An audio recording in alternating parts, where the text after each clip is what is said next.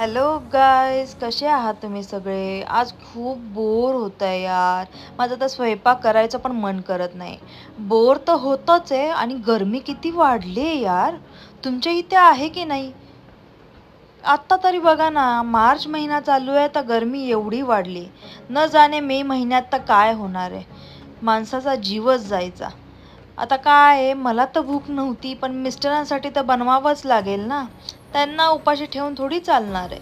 कारण की बायकांचा हा प्रॉब्लेमच असतो. लग्न झाल्यानंतर माहेरसारखं जगता येत नाही, की मम्मीला सांगितलं, "मम्मी भूक नाहीये" आणि आपण मोकळे झालो.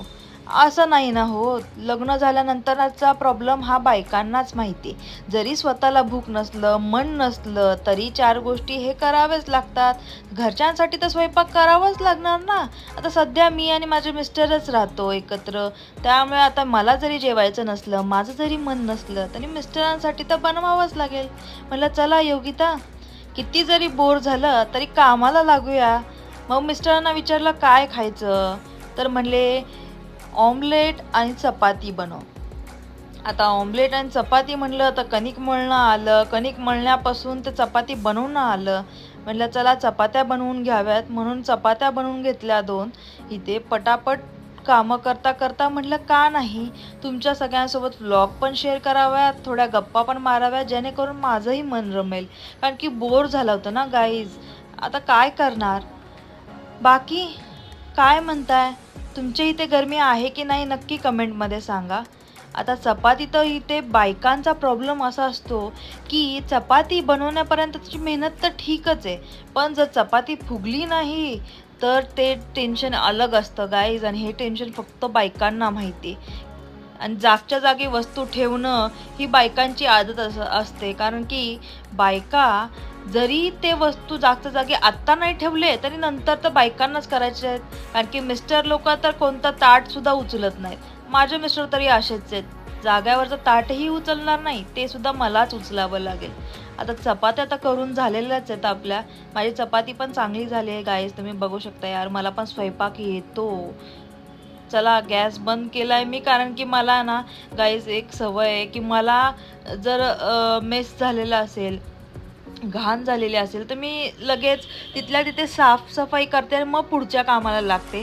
कारण की जोपर्यंत साफसफाई करत नाही ना, तोपर्यंत माझं मन आहे ना पुढच्या कामाला लागतच नाही यार.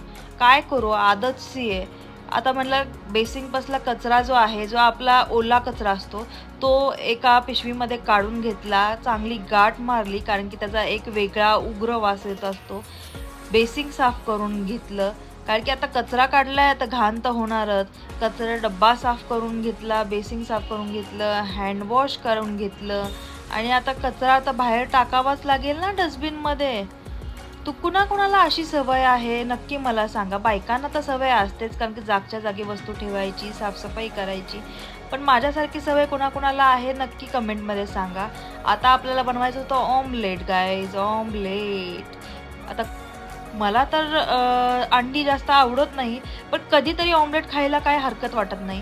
पण मला आता आज जेवायचंच नव्हतं, तर मी मिस्टरांसाठी बनवत होते. तर मला 2 अंड्याची पोळी बनवायची होती.